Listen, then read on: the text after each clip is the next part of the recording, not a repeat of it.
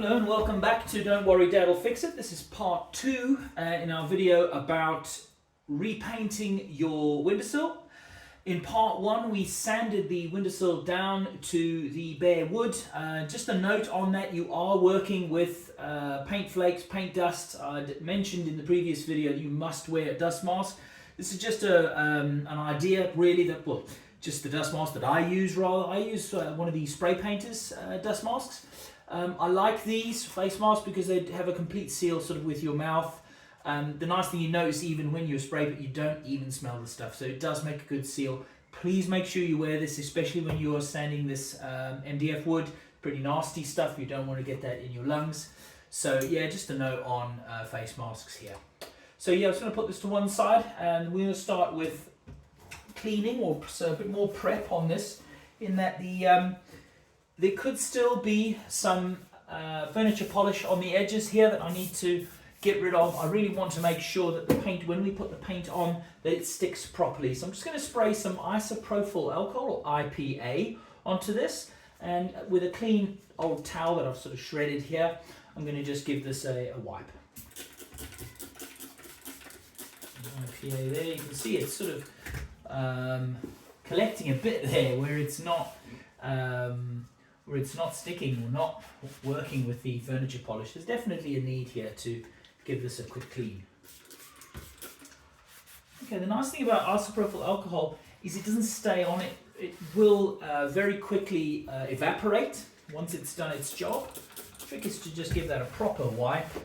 Just excuse me here, I'm going to go over the camera as I do my cleaning here. You're going to see that quite a lot really as I paint as well. Okay, just giving that a clean. You see there's some dirt coming off here, the old furniture polish, or maybe a bit of that old MDF as well. Note I'm wearing gloves as well. The isopropyl alcohol really does a job on your hands and does a number on your hands. It dries them out quite a lot. So I find just wearing some gloves there as well. We'll leave them on for the painting because, you know, getting paint off your hands is also not much fun. It's also not very good for you. Okay, so I'm going to take a new part of the cloth here that I can find and just give this a general wipe over, just to make sure we get all of the impurities off. Anything that's going to stop the paint sticking. Okay, it really won't take long for the isopropyl alcohol to evaporate here from this. And whilst it does that, I'm going to open the paint can and I'm going to go through the brushes that you're going to need. There we go. You can see the isopropyl alcohol is drying already in those patches over there.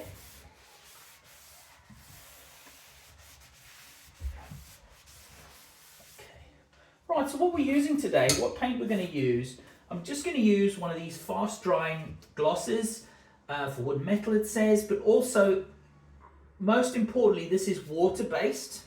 I like using this because it's easier to clean your paintbrush. Water based gloss is a lot better nowadays. It's actually, you know, very usable and very, very durable. So we're going to use two brushes today. The main brush is a sort of a large, I think it's a 2-inch brush, and that's going to be mainly to get the paint onto the job. Okay, so we're going to try and get all the paint onto the job, spread it out as well as we can. And then once we've done that, I'm going to use a brush, and this is something some of the YouTubers on that were doing the barge restoration, they were using this. This is called a laying off brush. And what this brush is, it's got very, very fine bristles. It's very thin here and it's quite wide. And what it allows you to do is go over the paint very, very lightly once you've done it already with the main brush, and once you've put the paint on the job, you can go over it very, very lightly with a laying off brush, and that creates a really nice finish. So I've tried a couple of times now with a roller to get a good finish on the windowsill. You can use a roller, but it does leave a stippled finish. And I think, you know, the preference here really in this house is that we have a nice smooth gloss finish here. So we're going to go with that in this instance. However, you can still use a roller. Remember, with rollers, they're a bit more difficult to clean. They're a bit of a pain. You have to run them under the tap for quite a while. You squeeze them out to get all the paint out of it. But with even with two brushes, really quick to clean under the tap. Okay, so we're nearly there. You can see we've got some patches here of the isopropyl alcohol that still wants to dry. even blowing on it lightly, you will see it starts to go away quite quickly. But I think we're nearly ready to paint this now. We've done all the finishing. I'm going to leave my gloves on, even though you may find the paint sticks to it and may become a bit more difficult to use. Okay, I'm just going to wait 1 second just for that to finish. Maybe just wipe over it here. Try and encourage it to evaporate. There we go, you can see that that's nearly gone over there. Okay, nicely done. Alright, ready to paint. So what I'm going to do now is I'm going to take this paintbrush here. I've shaken the paint already, which is a bit of an issue because you don't want to shake it too much and that you're going to get bubbles. So what you can do is gently, very gently swirl the paint can around. You may be able to see on the camera that the bubbles are disappearing. Gently swirl the paint can. So they recommend for paint not to shake, they recommend stirring your paint. So that's something I'll cover in another video, but you can get a paint stirrer. And if you look now, you can see all the bubbles have gone. So that is pretty good. Right, so I'm going to leave the laying off brush to one side. Get the isopropyl alcohol out of the way. And I'm going to start laying this paint or putting this paint on the job. Just be patient with it, take your time, and gently put it on the job. It's a relatively big brush, so it shouldn't take long for us to get the paint on. So to go into the corners here, try and push it into the gaps as much as possible so you're not left with bubbles. We're going to try and do this in one coat, guys. It's quite a big thing to do in one coat. So that's someone saying to me, well, how do you do that? We'll try and get as much paint onto the job as possible. Note this is a flat surface. It's not vertical, so it's not going to run. And remember, we're using a laying off brush, so any excess we're going to take off. So I'm just going to brush this on as evenly as I can with a big brush, with the first brush. And then we're going to hit the laying off brush there. Okay, certainly looks a lot better than bare wood, doesn't it? Okay, you can see we've got some paint quite thick. Do a bit of laying off with the first brush as well, so you're not left with too much to do with your laying off brush. Okay, twirling it here so it doesn't drip and run.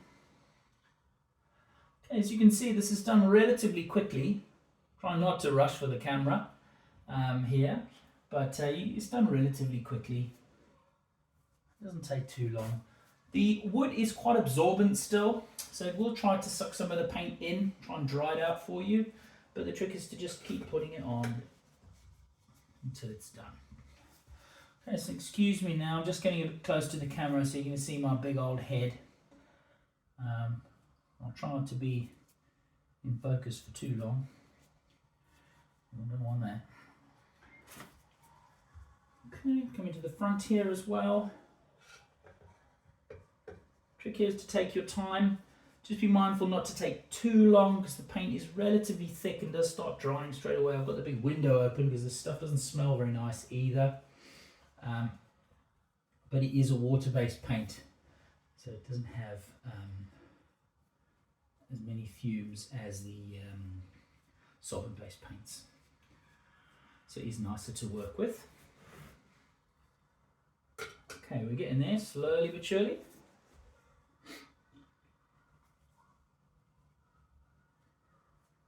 Okay, we're getting to the end of the windowsill. I had a larger one downstairs that I was painting before, and we did manage to get it all done before the paint started drying, so this is encouraging. As you can see, there are brush marks here left by the brush. So we will, before we get the laying off brush, we will actually start doing these long sort of runs with a normal brush, which is what you would do if you didn't have a laying off brush. But doing the long runs, you can actually see that it's missing a bit of paint on those edges there. So I'm going to put some more on there. So now with the laying off brush, it's quite interesting because as you paint over with a laying off brush, you may then take some of the paint off the brush and put it back in the can. And that is because you're trying to get it even, you're trying not to leave too much on because it'll look awful. Okay, so I don't know if you can see on the camera there, we're going straight into the edges here, trying to encourage the paint to go into the edges. Just going to trim a little bit more here now. Okay, it's looking quite uneven. But hopefully, we're putting a lot of faith in the old laying off brush at the end, aren't we? Hopefully, the laying off brush does the trick for us. I may actually come out from the middle, you know. I may come out from the middle, try and get some of that thick paint in the middle out. Okay, let's do this edge here. Nicely done. Okay, good. Big old hole there I was trying to sort out. Okay, so the paint on this end is actually thicker. So I think we can rescue this. We can put a little bit more here. We didn't do too much because again, we'll have to take it off with the laying off brush, won't we? This is a bit dry. I'm going to pop some over here. Okay.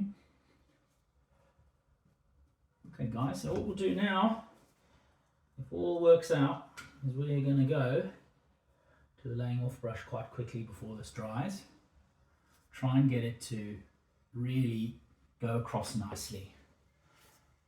Okay, so we do a couple of long runs with this initial brush. Okay.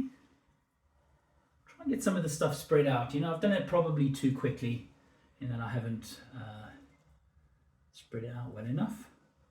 You can come back to the edges, although I recommend don't do too much of that because you'll ruin what you've done with the laying off brush.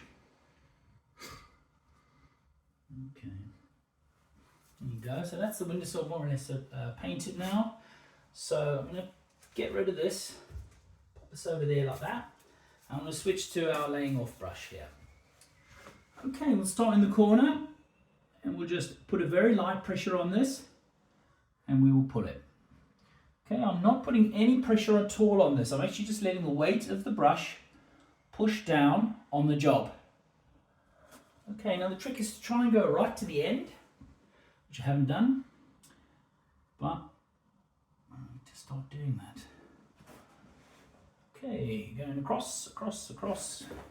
As you can see, it still leaves brush marks rather, but my hope here is that they are very, very light brush marks and that they will, in time, turn to be that sort of really smooth surface that we're looking for. Going in here again, as you can see there's a bit of paint mess over there. I'm going to try and get some of the paint off the brush. There we go. Okay, let's do a pull here from this end. Again, just using the weight of the laying off brush. I've just spotted there that we've made a little bit of a mess there. The paint's too thin on one end. Okay, as you can see, I've met in the middle there. Okay. More paint on there. Remember, we've still got a little bit of time before the paint dries, but I think we're a bit thin over here. Let's see if we can fix this. Remember, when you're laying off, you have to do a complete, there we go, still a bit thin there. You have to do a complete end-to-end every time you do it, so you don't have that edge. Okay, don't dip your laying off brush like I nearly did there. There really is no hope. Don't dip it like I just nearly did. Okay. The clue's in the name. Okay. One more layoff here. Just using the weight of the brush. I don't know if you can see on camera, but it's leaving a really smooth finish here. I'm really hoping that it's going to be a better finish than we had when we moved in. I'm going to give that one more. I'm going to leave that there as is towards the back. Just going to give this one more in the middle because we've got some of this sort of bubbling or whatever you want to call it, lumpiness in the middle. You don't want that. Okay, good. So we've really lifted it nicely now. I'm going to do one more in the middle. This is this, got to be careful not to get caught in this sort of vicious circle of doing this over and over again.